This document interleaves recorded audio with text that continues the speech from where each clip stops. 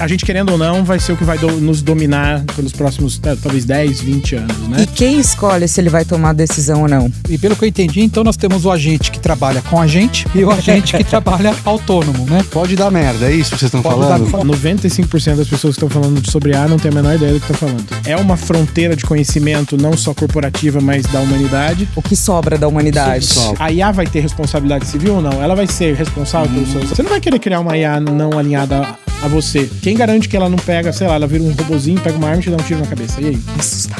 Porque tá cheio de futurólogo de IA, né? Pelo amor de Deus, eu ouço um futuro, já desligo, assim, né? Shit in, shit out. Merda que entra, merda que sai. Eu imagino que será a próxima... Sim, né? O próximo mas já não é a próxima, isso já dá tá pra fazer.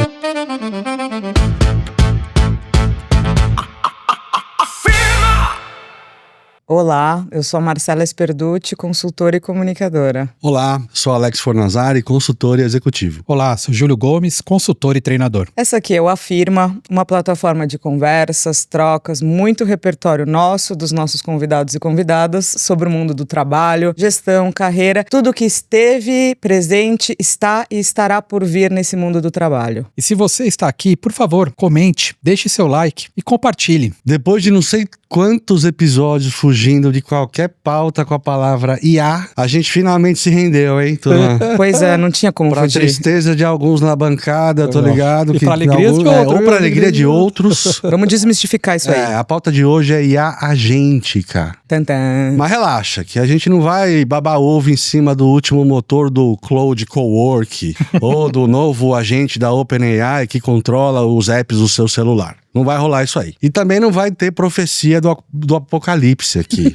Nada de as empresas de software vão quebrar e o dev que não se reinventar vai morrer. Não, nem o surrado vai roubar todos os empregos. Não vai. Puta papo chato do caralho. Ninguém aguenta mais ouvir essa porra. Só que tá acontecendo tanta coisa que ignorar virou impossível. Então o desafio de hoje é esse. Deixar o hype bem longe dessa bancada e escapar da conclusão óbvia, tipo, vai turbinar a produtividade.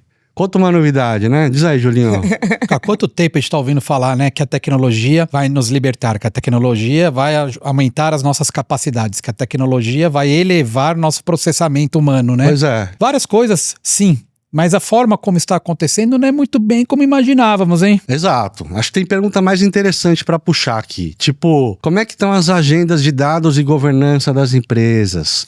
Quem responde quando o agente faz uma cagada? Ui. Ele vai ser demitido, a E gente, se talvez fizer a mais cagada? importante, como é que as empresas estão formando gente capaz de pensar e não só de apertar o botão aprovar? Caramba, Alex, que lindo isso, hein? Então. Tá poético ele Eu hoje. tô poético, Cara, cada vez mais gostei, poético. ficou legal. A conta da adoção tá alta, né, da IA. A previsão é que uns 40% dos aplicativos corporativos tenham agente embarcado até o final desse ano de 2026, contra menos de 5% no final de 2025. E a pergunta que fica é: e o resultado apareceu? O nosso convidado especial para essa conversa cheia de pontos de interrogação é o Vicente Camilo. Bem-vindo, Vicente. Bem-vindo, Vicente. Obrigado pelo convite, pessoal. Boa. O Vicente é economista de formação, passou pela Ernst Young, pela CVM e pelo Ministério da Fazenda, no coração das regras do mercado financeiro. Aí ele resolveu trocar de lado, virou empreendedor em série, já cofundou 5 startups. Só 5, tá, Só gente? 5, mercado Nenhuma gigantes. quebrou. Nenhuma quebrou. Esse é um ponto Bom bom. indicador, bom indicador. Mercados gigantes aí e regulados, né? Mercado de energia, mercado de imóveis e passando por atendimento com inteligência artificial. É o tipo de gente que conhece o labirinto lá por dentro e mesmo assim escolheu entrar dentro do labirinto para construir. Prazer ter você aqui na bancada com a gente. Obrigado, pessoal. Obrigado pelo convite. Prazer o meu e vamos falar sobre IA. Eu também não aguento mais falar sobre IA. Já é um bom começo. É muito chato, mas eu acho que é um assunto bastante desafiador. É uma fronteira de conhecimento não só corporativa, mas da humanidade. A gente, querendo ou não, vai ser o que vai nos dominar pelos próximos, talvez, 10, 20 anos, né? E acho que assim, além das discussões corporativas que a gente vai ter aqui, acho que tem uma provocação inicial, já que temos seres inteligentes e sintéticos do nosso lado, o que nos faz diferente hoje em dia, né? Essa é uma bela Como seres provocação. humanos. O que sobra da humanidade. Sobrou, exatamente. Isso é um bom papo. Mais filosófico, mas só pra gente talvez sair blá blá blá que se fala muito de IA, mas acho que é onde vamos nós, humanos, nos diferir das máquinas. Das máquinas, boa. Quando a gente fala de agente, que a gente tá falando basicamente, né, de maneira bem resumida, de uma máquina que toma a decisão sozinha. Sim e não. Então, vamos lá. Fala um pouco começar sobre por aí, isso. né? Pra começar Para dar um contexto. Desconstruir, né, o conceito. Para dar um contexto. Daquela maneira simples para nossa audiência ouvir. O agente é uma teoria dos anos 60, pra começar, tá? Não é um negócio de hoje, né? Não surgiu com a OpenAI, sei lá. É uma tese que já vem há muitos anos, muitas décadas. Ele é um software que executa ações buscando um objetivo. Agora, se ele toma a decisão sozinho ou não, vai depender da estrutura de governança dele. Tá. Você pode escolher agentes que tomam decisões, você pode escolher agentes que não tomam decisões e escalam para um humano tomar essa decisão, ou para vários humanos. Você tem agentes que se orquestram em processos e um vai passando a bola para o outro para que cada um faça uma etapa daquele processo, por exemplo, né? Então, assim, acho que a definição de agente é um software que usa ou que tem um componente de inteligência e busca um objetivo pré-determinado, pré-setado, vamos dizer assim. E quem escolhe se ele vai tomar decisão ou não? No mundo, vamos dizer assim, no mundo correto e ideal, essa escolha tem que passar pela governança da empresa. Então é como se a gente criasse um ambiente virtual que emulasse o ambiente corporativo, por exemplo, pensando numa corporação ou numa organização, né? Então imagina que um diretor tome essa decisão para determinado tipo de assunto, no final do dia o agente vai executar aquela ação, mas o executar no final, o ok para a execução vai vir daquele diretor. E pelo que eu entendi, então nós temos o agente que trabalha com a gente e o agente que trabalha autônomo, né? Sim. Você tem exemplos desses dois universos, né? Desses dois modos? Sim. É que na prática as coisas se confundem, porque quando você vai fazer um processo agêntico, né? Eu odeio essa palavra, mas um processo agêntico... Fica duro de falar isso aí, né? Você estabelece as duas coisas no mesmo fluxo. Você estabelece etapas em que os agentes vão executando entre si, numa orquestração, e em vários momentos desses processos você tem etapas que escalam para o humano. Vou citar um exemplo. Cobrança. Cobrança é um processo antigo, né? É antigo e antiquado porque, cara, é muito trabalho braçal e muito humano envolvido para conseguir fazer o negócio acontecer, né? Mas o que muda? O que mudou com agentes? Ele consegue ser muito mais estandarizado, né? Então, por exemplo, se alguém xingar ele não vai perder a paciência, ele não vai conversar. Isso é importante hoje em dia. Se eu receber aquela ligação, eu não vou poder colocar tudo para fora mais, Você vai poder, mas se esse agente foi bem construído, o que vai acontecer? Ele vai te tratar bem, ele vai identificar um sentimento negativo do seu lado, e se ele tiver pré-setado bem, ele vai escalar isso até pro jurídico. Ele vai falar assim, jurídico, acabei de receber uma ligação aqui que o cara tá ameaçando a empresa de processo. Tá aqui o histórico dele, tá aqui o que aconteceu com ele, jurídico, tome alguma providência. Então, em tempo real, esse agente vai montando esse ticket, vai performando o ticket, conversando, tirando dúvidas, oferecendo propostas de acordo, e do outro lado o cara xingando, enfim. Essa coisa do sentimento de como identificar esse cliente que tá fazendo essa reclamação é também treinamento. Como vem essa identificação do sentimento negativo? É treinamento que pode estar num modelo de IA ou pode estar especificado dentro da sua aplicação. E esse sentimento você pode identificar ele tanto pela tonalidade quanto pelas palavras usadas ali, né? Eu ia comentar isso, porque eu trabalho com ciência de comportamento de compra, né? E hoje a análise de sentimento é um ponto crítico. Além de saber como você interage com uma marca, né?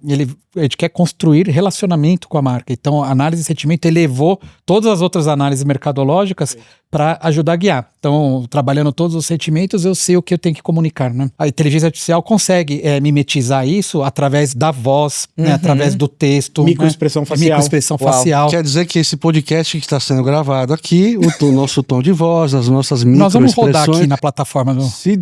Pode dar merda, é isso que vocês estão falando? Eu tenho uma análise de microexpressão facial aqui no celular que a gente fez. Se quiser ver agora, a gente vê a sua microexpressão facial agora. A gente vai fazer um recorte pra colocar a gente faz um recorte depois e ver como é que a demonstração, ficou. Eu quero ver, cara. Isso eu quero aqui mostrar é perigoso pra galera. comigo. E eu ainda tô no patamar de agentes, por exemplo. Eu criei um agente para todo dia de manhã 7 horas da manhã, ele entra no meu Outlook, pega todos os meus e-mails, prioriza os e-mails que são do presidente da empresa, da minha equipe, dos meus sócios e classifica para mim por grau de importância, então ele já consegue saber o assunto que o grau de importância, e ele já redige um draft da resposta e deixa tudo em ordem para mim, só para eu lá escrever e apertar send, escrever e apertar send. É o básico do básico, gente, mas é muito fácil e salvou um tempo gigantesco, me ajudou a dar um foco que eu não tinha antes. Mas o ponto é, já errou, a gente que você fez já errou, já mandou o e-mail errado. Só não mandou e-mail porque por isso, eu coloquei o agente que trabalha com a gente. O autônomo não tem as manhas não. Então, mas esse agente, tudo é válido. Mas esse agente ele não deixa de ser autônomo, mas você colocou numa etapa do processo dele validação. Um humano no looping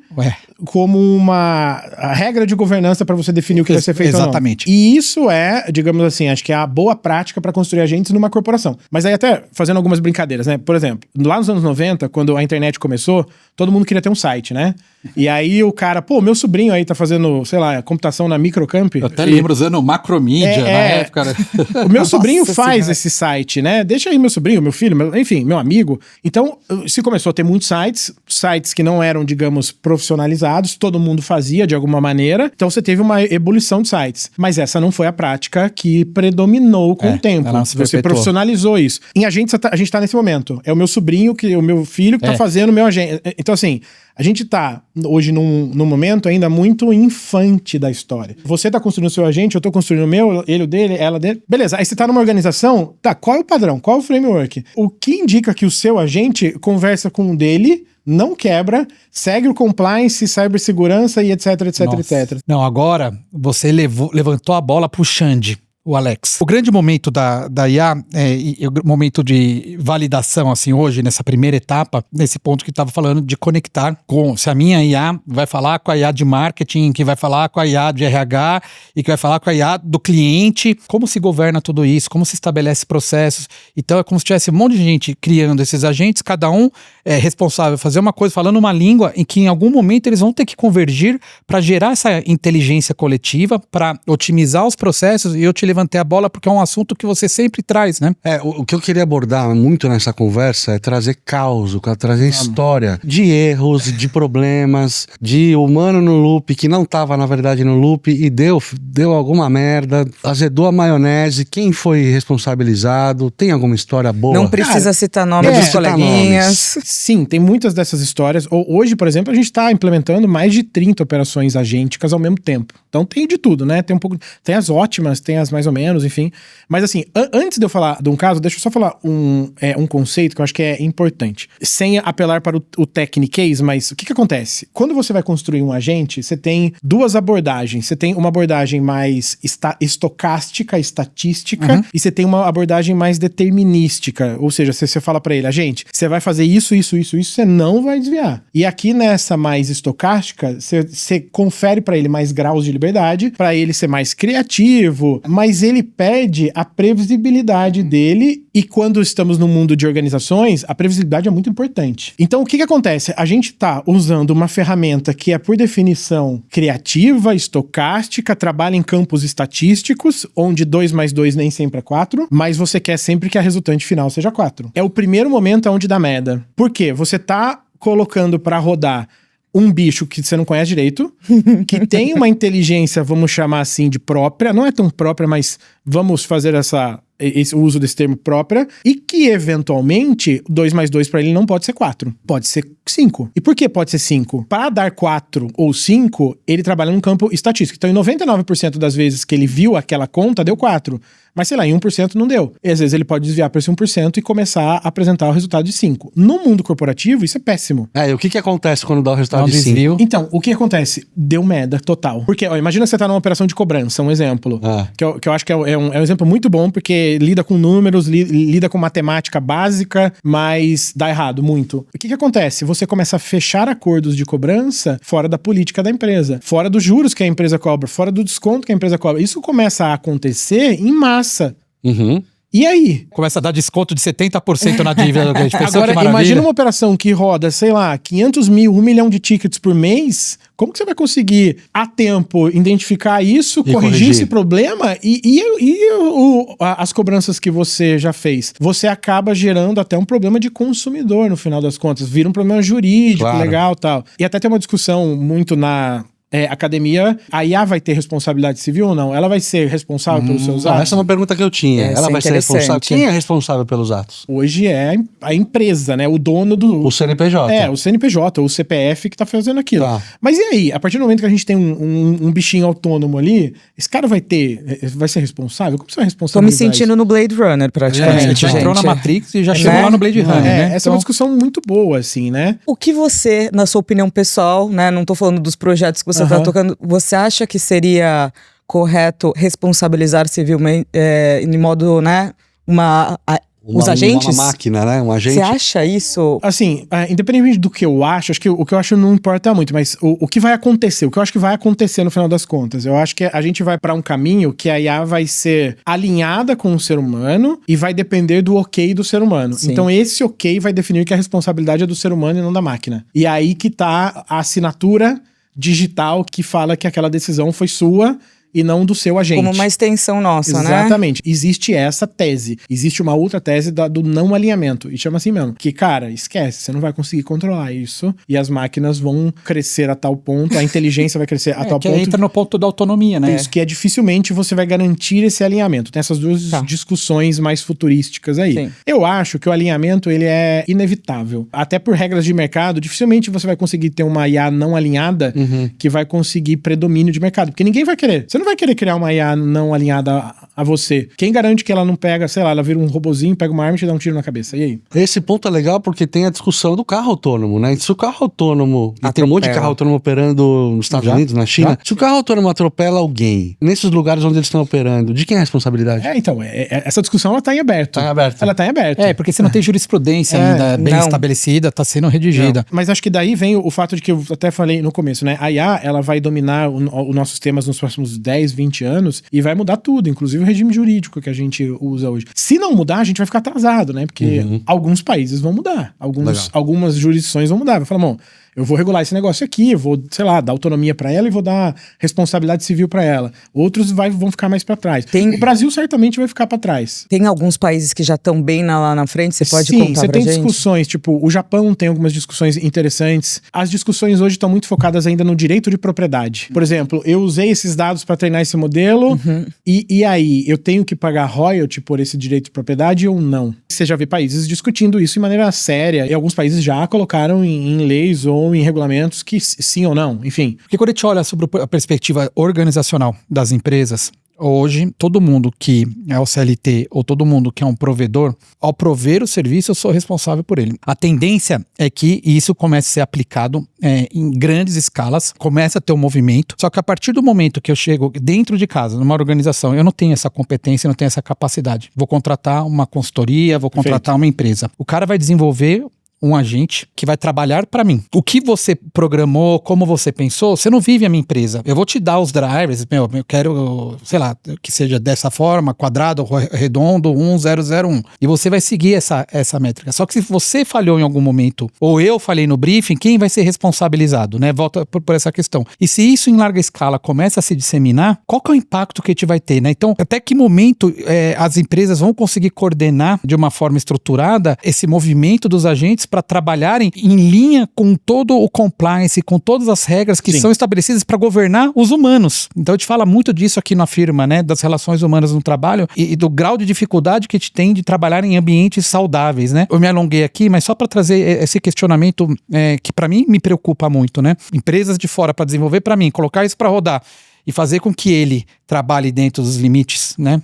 Isso aí vai ser hoje você já tem frameworks para isso, né? Que você estabelece os guardrails, os objetivos, as fases, as transições, as chamadas de outras aplicações, né? Vamos pegar o exemplo da cobrança de novo. Uma LLM não sabe fazer conta matemática. 2 mais 2 nem sempre é 4, como eu disse. É isso. Aí o que acontece? Nesse momento de fazer a conta, você tira o poder da LLM e dá poder para uma calculadora financeira, ela faz a conta e retorna a resultante. A LLM só comunica. Então você tem hoje já framework frameworks que buscam resolver essas questões de como que a resultante vai ser boa, como que isso está alinhado ao compliance, a cyber, LGPD, que é uma outra discussão. Exato. Mas os frameworks ainda não estão definidos. Está todo mundo tateando e tentando diferentes modelos, diferentes aplicações. Por exemplo, é melhor usar um modelo da Anthropic, que está na fronteira do conhecimento e tal, ou é melhor eu desenvolver um modelo em casa, hospedar no Mac Mini e rodar? Tem várias pessoas agora seguindo para esse modelo, né? Às vezes é melhor esse modelo pequeno que eu faço eu mesmo, hospedo num Mac Mini com, 4 bilhões de parâmetros, super baixo custo. Às vezes esse modelo para aquela aplicação funciona melhor que o da Anthropic, porque ele é específico, ele é um modelo de domínio específico. Então, mas isso não está definido ainda. E essa pergunta foi também porque normalmente quem leva a culpa é o estagiário, entendeu? Então quem vai culpar? O agente? Quem nós vamos culpar no fim da conta pela improdutividade ou pelo problema, né? Tem uma coisa que eu discuto muito internamente entre a gente lá. Quando o humano erra, você não tem o log desse erro. Nem sempre. O único log que tem é a dedada. Foi ele! Mas tem a omissão dedada também. É implacável às vezes. É cruel. Então, quando o ser humano erra, você não tem necessariamente o log daquele erro porque foi erro. Quando a gente erra, você tem. Então, isso muda também as coisas. Olha que legal essa perspectiva, hein? Você começa a ver aonde ele errou, por que ele errou. E aí aprende a você aprende aperfeiçoar. Exatamente. Que Então, animal. esse é um ganho interessante do agente. Você falou um pouco do exemplo em cobrança, né? Eu queria transportar um pouco para exemplos que você tenha em marketing e comunicação, que é um pouco o território da Marcela. A gente está vendo uma proliferação também de co-work, de agentes, automatizando campanhas de comunicação e tudo mais. Você já viu alguma cagada acontecer aí? Você também já viu, Ou conhece? bons exemplos, Ou bons né? exemplos, Na verdade, né? eu queria saber bons exemplos, porque eu acho que comunicação e marketing tem muita coisa acontecendo, Legal. só que tô procurando bons exemplos. Conheci um exemplo semana retrasada em um painel que eu participei com o CMO da Raia Drogasil. Eles construíram uma automação de campanha, porque ele tem muitos SKUs, né? Potenciais promoções para diferentes públicos e CPs. Então eles construíram uma ferramenta lá que ele consegue, quero isso. Junta. E a IA vai gerando vários KVs, né? Para vários formatos, e-mail, WhatsApp, enfim. E isso gera muito rápido. O exemplo dele, se eu não me engano, era... Antes eu fazia 200 campanhas por mês, agora eu faço 18 mil, 16 mil. Então foi essa... Assustador. a evolução. Esse não é um case meu. Eu tô até citando aqui, porque eu achei muito interessante e ele falou isso publicamente, então é um tema público. Mas e no território da criatividade? Tipo, Sim. criar ativações, criar aplicativos, criar coisas que Com facilitem a Temos- vida do cliente. Aí temos alguns exemplos legais. Acho que a gente tem exemplos de estética, exemplos de e-commerce, exemplos de trade marketing, mas eu vou contar um pouco. Em estética, a gente desenvolveu uma solução de análise facial que já identifica as suas oportunidades de melhoria. Oportunidade de Oportunidade melhoria. de melhoria é boa. É o jeito que a gente tem que comunicar. Foi bonito, hein, gente? não, Eu acho que eu tenho algumas oportunidades Ele aqui. foi depois eu- elegante, ele foi temos. elegante. Então verifica alguma oportunidade de melhoria, faz o matching com os procedimentos daquela clínica e já recomenda para aquele paciente ou para aquele lead, né, um lead ainda, no WhatsApp e já fala para ele a clínica mais próxima do Mas qual endereço que é o dele. treinamento, cara? Qual que é o parâmetro do que eu tenho que mudar? Entendeu? Flávio, é seu nariz? Porque daí vai buscar por quê? Simetria, porque...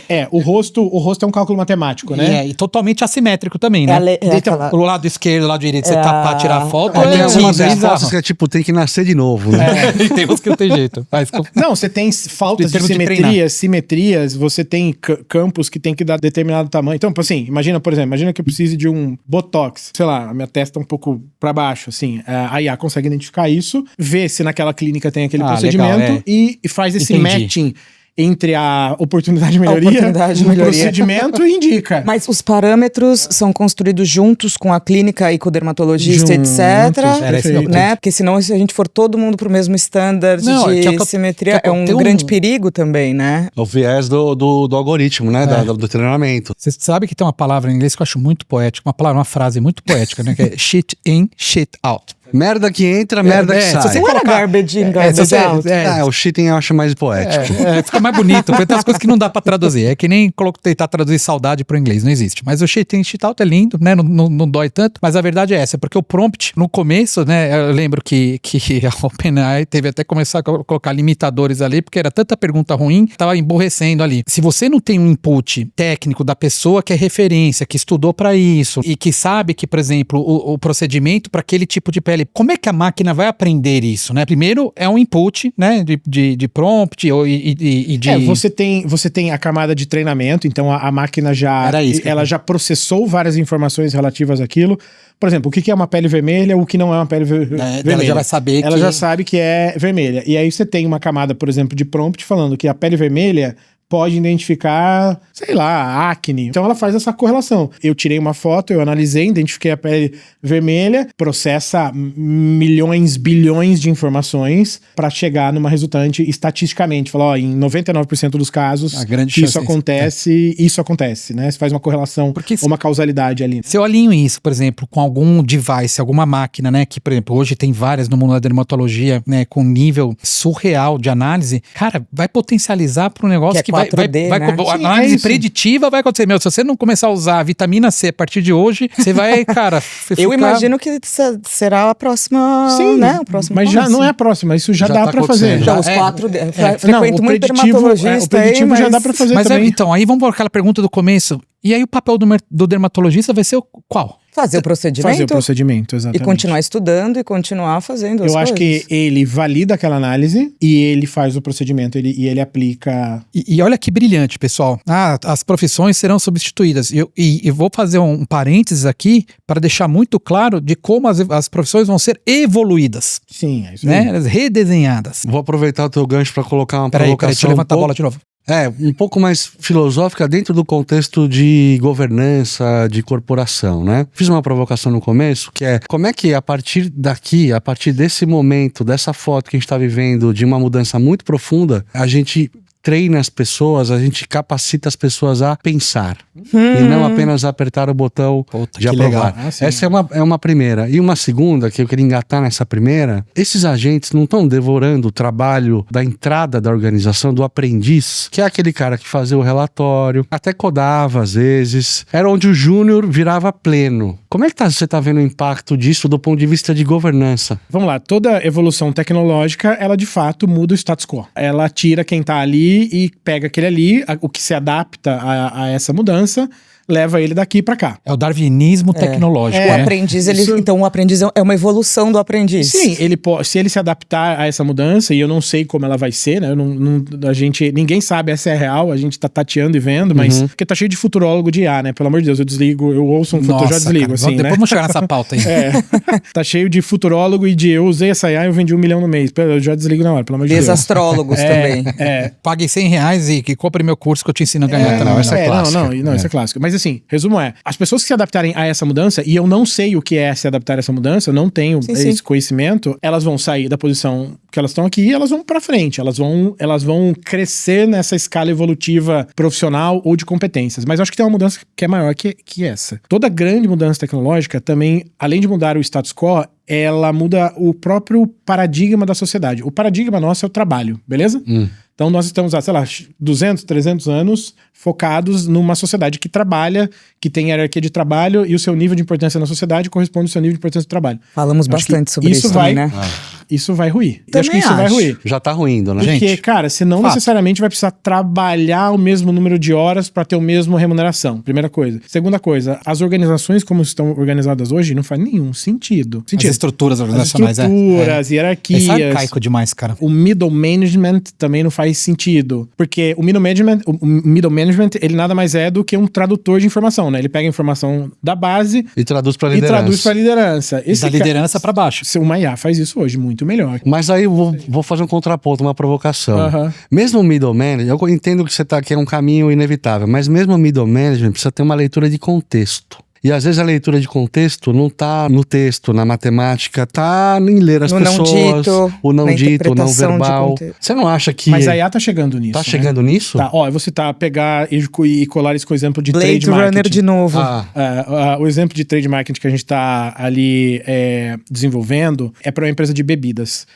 Que chega no seu cliente, no supermercado, enfim, tira uma foto da gôndola e essa gôndola já é montada de acordo com as bebidas daquela empresa, considerando critérios de sazonalidade, SKUs mais vendidos, regionalidades, enfim. O famoso planograma. Planograma, exatamente. É esse o nome, planograma. Isso tudo a IA faz rapidinho. E pra IA fazer isso, ela teve que ter uma leitura de contexto do ambiente. Tá, mas não é uma leitura muito lógica do contexto do ambiente? Sim e não, porque você pode colocar, por exemplo, análise de expressão facial para ver se aquilo foi positivo ou negativo. Do consumidor. Exato, você pode ir adicionando componentes nessa história para que tudo isso seja processado e você consiga ser mais humano, vamos dizer assim. Não estamos ainda no momento de que está rodando, está funcionando, está lindo, todo mundo usa. Não, a gente está no começo. Eu desenvolvi um modelo de análise de visão computacional para captar análise de sentimento ali. E o dilema é que muitas das vezes, por exemplo, o que a câmera vê de trás da gôndola é o ser humano, né? E aí ela processa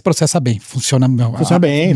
Muito bem. Do outro lado, quando a câmera pega o planograma, tem uma interface, né, para ela poder enxergar, que normalmente é o celular. Então, com a inteligência artificial rodando ali, você tem ainda dificuldades, por exemplo, se o promotor que tá lá para abastecer a gôndola, se ele virou o celular por conta do ângulo da lente, ele já não entende que aqueles sucrilhos eram sucrilhos de 1 quilo. Ele não entende porque ficou amassadinho. E a gente tá vendo, tem várias empresas que vendem essa solução, mas o grau de aplicabilidade ainda de assertividade é baixo, cara. Mesmo com IA, algumas aplicações ainda têm dificuldade de evoluir para chegar num nível de assertividade. Sim. Mas essa de sortimento, mix, assim, de uma maneira geral, acho que está no caminho legal. E isso aqui tá muito na evolução da IA, porque a IA, ela começou processando texto, aí ela passou para processamento de áudio, aí depois para de imagem e vídeo. Então, esse campo imagem e vídeo, ele tá sendo explorado agora, né, que são os world models, enfim, que também exploram o mundo, né, real, o mundo 3D, enfim. Essa é uma fronteira que tá sendo trabalhada agora, e quando essa fronteira for superada, vamos dizer assim,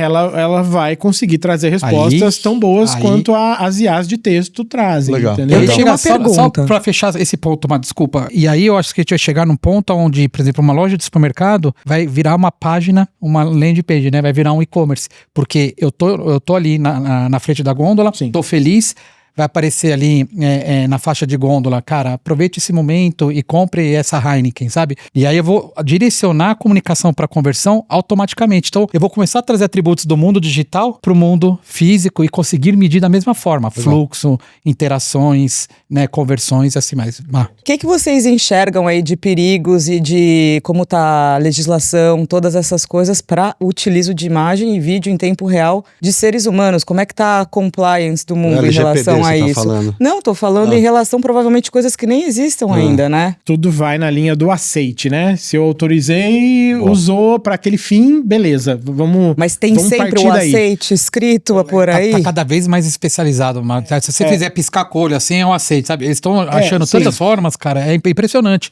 Porque isso aí acabou com tudo. Toda essa preocupação acaba nesse... Exatamente, porque tudo parte desse princípio. Se eu dei o aceite para aquele uso e foi de fato usado, beleza. Toda essa discussão que já está resolvida. A questão é quando eu não tenho aceite ou quando eu uso para outra finalidade, que não aquela. E aí, de fato, isso é ilegal nas legislações. Mas o que eu acho? Eu acho que a privacidade... Isso pode ser até polêmico. Eu acho que ela é superestimada. A gente gosta. Eu acho a privacidade superestimada. Abrir mão de privacidade nos traz mais benefícios do que prejuízos. Uau. Eu acho que muitas coisas que a gente aprende, o contextual, informações que recolheram, fizeram até anúncios melhores, até ter coisas muito mais direcionadas. Tudo que a gente tem hoje em dia, de alguma maneira, usou dados nossos para trazer pra gente melhores produtos, melhores serviços. E a gente tá feliz com isso. Por exemplo, uma discussão, o Smart Sampa, né? Que é aquelas câmeras em São Paulo que identificam fugitivos, etc. Legal. Sim. Essa é uma ótima discussão. Cara, aquilo não pede permissão para identificar o seu rosto, mas é a supremacia do interesse público. O interesse público vale mais do que o seu direito de privacidade. É um excelente ponto. E aí, você prendeu o cara é um infrator, o cara pode fazer mais crime, você prendeu ele porque você feriu o direito de privacidade dele. Que bom que você feriu o direito de privacidade dele. Entre aspas, nós estamos infringindo o direito de privacidade em vários campos, e isso tá trazendo pra gente uma qualidade de vida melhor e não pior. O bônus é maior do que o ônus, é né? maior, mas me preocupa, tem cara. Riscos, tal, claro. Mas voltando essa lente pro corporativo, vocês já viram alguma empresa que não soube explicar o que a própria IA que ela colocou, o agente, o IA, fez, decidiu? Já viram recentemente algum caso como esse? Alguma cagada que deu, mas a empresa não soube explicar o que aconteceu? Já, bastante. Conta aí uma boa. Os frameworks de construção de IA ainda não estão definidos, então cada um usa um. É o sobrinho fazendo o site. A chance disso dar problema é muito grande. Então, o que eu tenho visto, por exemplo, ontem mesmo eu tava conversando com um cara de uma Big Tech, ele tá numa Big Tech, os caras lá entendem de tech, ele falou, cara, tá um problema lá dentro, que é o seguinte, cada um faz o seu agente, e os agentes, eles não necessariamente conversam, Então a gente tá tendo problema lá dentro, porque foi pedido pra um cara fazer algo, esse cara fez algo, usou um agente, aí o outro cara fez outro algo, usou o agente, foi o mesmo pedido pros dois e deu resultados diferentes. Uau. E esses resultados se conflitam. Aí, o que a gente escolhe? Qual que é o certo? Fogo no parquinho agêntico. Exatamente. Aí tem N outros exemplos, né, de serviço de suporte ao cliente, aquela história de que infringe a própria política da empresa e oferece promoções que não existem, fecha acordos de cobrança fora da regra de negociação da empresa. Cara, tem bastante problemas nisso, mas muito por conta ainda da dificuldade de se construir um framework de que esse funciona. Uma pergunta. As empresas que estão acertando mais na IA agêntica hoje, são aquelas que estão se movendo rápido e quebrando as coisas, ou são aquelas que estão indo um pouco mais devagar, entendendo, aprendendo a lidar com a situação? Na tua experiência. Eu não tenho essa resposta ainda com certeza pra você, porque eu tô vendo um pouco de cada coisa, mas eu acho que é assim, quem tá errando é quem tá querendo fazer tudo sozinho. Tipo assim, porque agora, por exemplo, o Claude deixa eu fazer isso, agora eu vou fazer no Claude. Anteontem saiu 2 modelos novos, né, o Mythos e o Fables, acho que é esse o nome. A gente pegou o Fables, colocamos em um código nosso que funciona pra testar e falou pra ele recriar aquele código, ele recriou e não funciona. E é o modelo, é o revolucionário do revolucionário. Não, e é bom, ele tem várias coisas boas, legal. Mas pra assim, essa aplicação... Mas a gente fez o teste, isso aqui funciona, pega isso aqui, recria isso aqui, vamos ver se funciona. Não funcionou. Então, assim, essa tese de, eu vou pegar isso aqui, eu vou fazer isso aqui sozinho e eu vou rodar isso aqui, vai dar certo, isso é difícil. Quem tá errando, em geral, tá errando por conta disso. Na minha, humildade, queria mais um conselho, na verdade. Eu gostaria de estudar mais, de entender mais sobre algumas coisas que servem pra mim, porque é impossível estudar tudo, saber tudo, exatamente como você falou. Se cerque de pessoas que, né, de profissionais que possam te ajudar, mas se eu quiser saber mais, se eu quiser tentar entender como esses frameworks podem se evoluir, onde são fontes realmente boas pra procurar? Que pergunta excelente, cara. Cara, e a melhor resposta do mundo é a própria IA é a sua fonte de informação. É isso. É isso. E é mesmo. Olha, a resposta tava aqui no bolso, ela queria fugir, mas não dá pra fugir. Ela queria o curso de Harvard, bicho. Pô, caramba. Não dá pra fugir. Eu acho que assim, os cursos legais são cursos mais filosóficos, de discussão dos princípios. Tipo, vamos ver redes neurais, vamos entender redes neurais. Não quero mais hands-on. O prático ela quer, né? O prático é a própria IA. Você fala assim, cara, eu quero isso, monta aí pra mim, o que eu tenho. Ou me indica, né? Me indica onde eu posso assistir isso de maneira... E as próprias empresas de modelo têm os seus cursos, tutoriais, né? Seus cursos. É ir lá, não tem, é de graça, é confiável. Eu fui tentando seguir um caminho. Né, os primeiros cursos que eu fazia era de prompt. E de verdade, você tem razão. Mas tem que ter o prompt legal para poder você aprender com a máquina. Você tem que aprender a estruturar o seu prompt, então sim. Mas o mais importante, né, que eu estava falando do cheat in, cheat out, é fazer boas perguntas para que aí você, então, por exemplo, eu gostaria de construir um agente, meu contexto. Daí você, cara, tem que ser um belo texto. É bom. E tem ainda, antes disso, você vai pegar o cowork, tem outras coisas, que é qual que é o propósito daquilo, para ajudar o modelo de processamento dele para te ajudar. Esse agente do e-mail, eu criei com ele. Ou seja, use e aprenda usando. Use, aprenda, tescam lá, esquece venda de promessa, pelo amor de Deus, fujam disso. Vamos falar rapidinho disso, cara. Vamos lá. Vamos fugir disso, não dá pra falar disso. Não, era só uma pergunta. Vamos botar já o bode na sala. Bode na sala. Que era um elefante. Se quiser, esse pode ser um bode na sala. Pode ser uma provocação, pode ser uma pergunta, pode ser qualquer coisa. É bode. Tá, o bode na sala. 95% das pessoas que estão falando sobre A não tem a menor ideia do que estão falando. Ponto. Esse é um belo bode. Olha o tapa na cara, voadora. Porque assim, Instagram, principalmente, cara, TikTok, Instagram, aquele negócio, eu construí aqui, eu tô vendendo mais, vem aqui no meu curso. É tudo isso, esquece, cara. Esquece, foge. Essa cultura do infoproduto... Porque, sabe, não, mas sabe o que pra mim virou? Parece venda de bet. Então, é igual... Não é feitiçaria, é tecnologia. A venda de bet... ela tem esse princípio psicológico do que clique aqui e ganhe dinheiro. E ele te mostra uma conta demo que você ganha sempre. Tô jogando aqui, tô ganhando pra caramba. Clica aqui, entra aqui que você vai ganhar também. A venda de IA hoje é a mesma coisa, né? Eu tô construindo aqui uma conta demo. Se você construir também a mesma coisa, você vai ganhar o mesmo dinheiro que eu ganhei. Parece, pra mim, o pessoal tá vendendo IA usando as mesmas técnicas de venda de bet. E assim, um mar de gente comprando. Então o meu bode na sala é: a IA não vai pensar e resolver as suas coisas. Não deixe, não seja preguiçoso, cara. Use milhões de vezes com a profundidade, com a frequência que quiser, mas processe. Você tem que ser o processamento final. E aí, cara, você vai se elevar como humano e como profissional. O meu é um pouco parecido com o Júlio, mas troque a mediocridade pela curiosidade. Olha que lindo. Essa é legal, hein? O meu é que a velocidade, o comodismo de apertar o botão aprovar vai chegar rápido. Já tá chegando, né? A idiocracia tá aí. A idiocracia tá aí. Que legal esse papo, eu aprendi muito hoje. Eu também. Eu vou fazer vários cursos já. A gente tava, vamos falar de IA, vai ser foda, mas foi do caralho, muito bom.